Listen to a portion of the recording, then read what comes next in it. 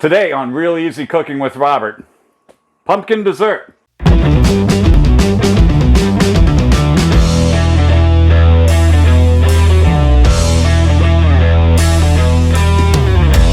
Okay, so first thing we're starting with is a pie pumpkin.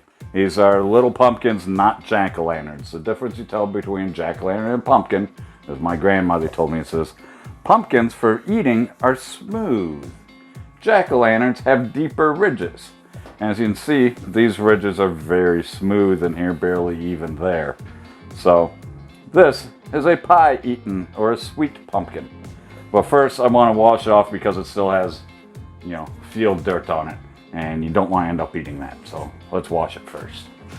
Alright, so we have the pumpkin washed. It's fully rinsed. This is not dirt. That's actually just where it was growing on the ground against something. And the first thing we want to do is cut the top off.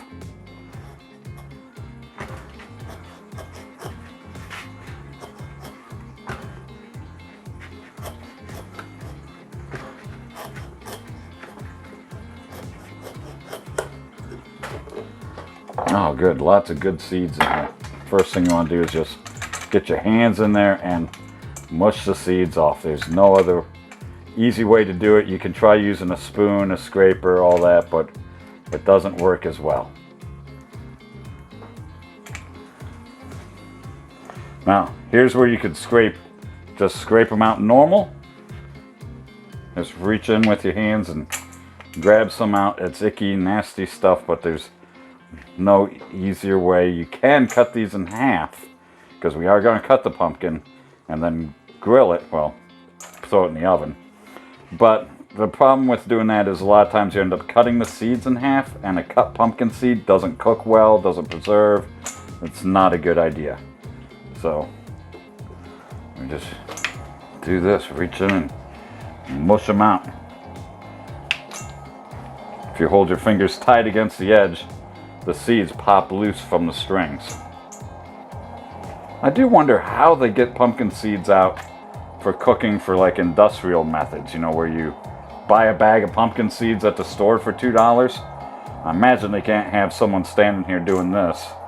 Even in foreign countries that would get expensive real quick. So I wonder what machine they use to do this.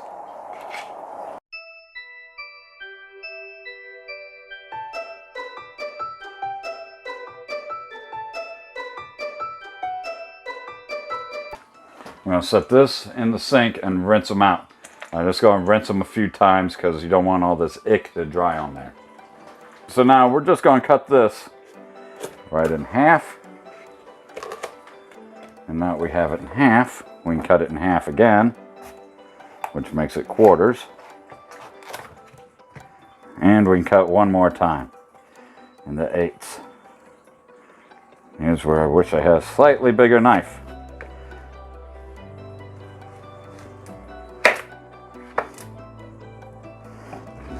Just set those off to the side. All right.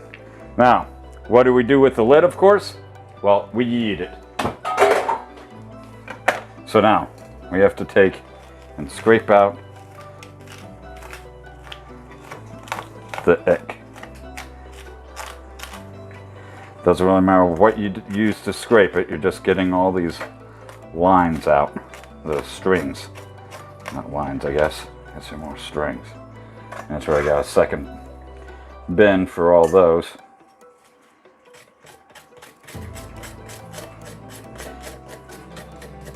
Find what works best for you. Might be a knife, edge of a serrated knife, might be an actual pumpkin tool. I've had times before used a large spoon. Also works, the edge of a spoon, edge of a fork. It's all kind of what you find works best for you. The serrated knife's working pretty good today, so I may just use that. So I want to pull all the slime out of these. Can't stand the mess. It's the only bad thing about making this. Okay, here's all of these. I'm going to switch them, rotate every other one, pointing in the opposite direction. They'll sit better on the cookie sheet, hopefully. Let me take that one out. Yeah, a slightly bigger cookie sheet is my problem here. I think that's the issue. But we can make do, because we are smart. Alright. We are smart. Okay, so we have the tray of pumpkins here. The first thing we're doing is we're sprinkling on some sugar. Because while they're called sweet pumpkins, they are not nearly sweet enough for what we intend to do. So we sugar the hell out of them. Don't worry, the sugar will cook in. Some of it's going to get washed off with what we're going to do next. You'll see. But we sugar it.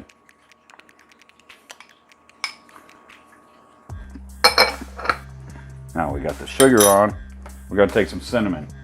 And we're just going to sprinkle some cinnamon right on top.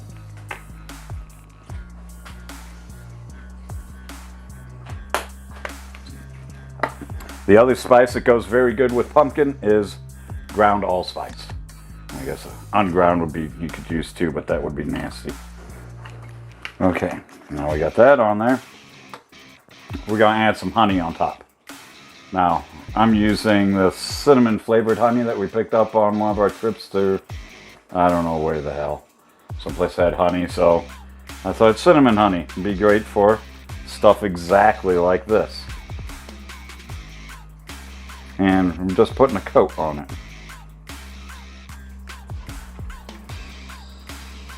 Some other time we'll show you a hack that you can do with these empty cinnamon bears. Some of you know what you make out of that. We'll find out when we do it. I'm trying to drizzle on just a thin coat over most all of it. It'll help seal in the moisture. Okay, we got that done. And set this aside because I need room to work. And we're taking an apple. I like these, as I think this is a Gala apple. It's crisper than most other apples. I don't like mushy or mealy type apples. And this doesn't have to be cut pretty because we're just going to chop it up. I'm just trying to get out the seeds and that nasty hard part in apples. The stem area, I guess you all call that. You know, part that only livestock and deer like. Believe it or not, sometimes these apple seeds, you can plant them and they will germinate. And we have an apple tree growing at the office that we did just that from. I'll have to show that to you some year when I get apples from it. But this here, since I already have an apple tree growing and it's winter time, I'm just going to yeet that and take these apples and chop them into cubes. Alright, so what size to cut them? This size is pretty good. This size is too big. You can see, not bad. Perfect. Too fucking big. Good, too big. Now you always run the danger when chopping an apple that one of them just won't make it to the bile. I don't know. Alright. Grossly chopped apple. We put some in each banana boat or pumpkin boat. Okay, now there's the apple chunks on there to add authenticity. But we're not done yet. Because if we just put this in, those apple chunks are just going to evaporate a little bit, leaving a hard, gooey apple chunk and not be very appetizing. So, I take any generic chunky applesauce. Chunkier the better. And we just put some of that over it.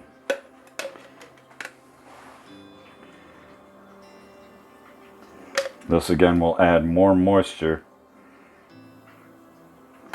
to the dish when it's cooking. Okay, moisture is added. Add a little more sugar to the top. And now we're going to bake this for an hour, hour and a half. But before we do that, I have to get one other thing. like when making a cheesecake or some souffles or something, or adding a pan of water. What the pan of water will do is it'll add a little extra humidity to the oven so that things don't dry out too fast. Slide that in there. So I'm gonna put the water on the tray down below, right underneath. And hopefully not burn the hell out of my hand trying to do this. Smart people would use oven gloves and mitts. That ain't me. I'm gonna also add a little water right to the cookie sheet. Right on the cookie sheet, add a half a glass of water. Alright, now we let this bake for an hour and a half, 2.5 hours, depending on my oven and how thick the pumpkin meat actually is and how quickly it wants to cook for me. You know, it seems like physics doesn't always work well in my kitchen. So, we'll be back then. Okay, it's been about an hour and a half. The apples smell amazing. The whole house smells great. Let's pull these out.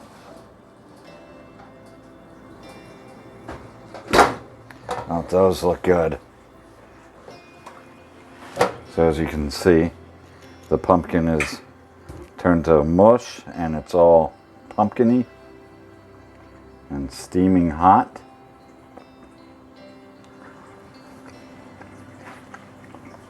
And it tastes like a mix of pumpkin and apple with a little bit of cinnamon, allspice.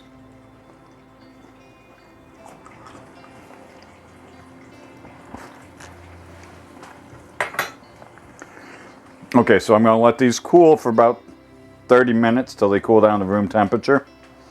And then what we're going to do is we're going to put a dollop of vanilla ice cream in the middle and a little bit of caramel syrup around it if we got some. And we'll have a dessert. Okay, everything's had time to cool down now. So I'm going to scoop one of these off. I'll take this one here. Put that in the middle. I'm going to take a scoop of vanilla ice cream. Put that right in the middle. It's big enough I could add two, but I'm already fat enough, so one will be good, except for let's make it a little better. Because the only thing better is more honey. So just put a little drizzle more of honey on there. I should have got me a spoon, wouldn't that have been smart? All right.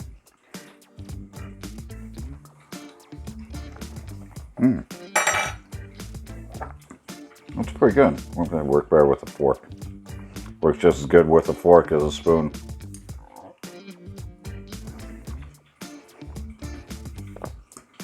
So I can taste some of the pumpkin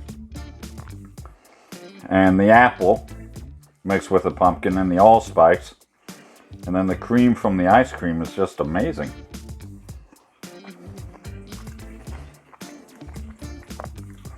A different way to eat pumpkin instead of always pumpkin pie, pumpkin pie, pumpkin pie. I get sick of fucking pumpkin pie every year. I think I may do this for the family at Thanksgiving. Something different. Oh, I'm gonna finish the rest of this off. This is really good. Well, it's been real easy cooking with Robert, and I'm out of here. Ciao.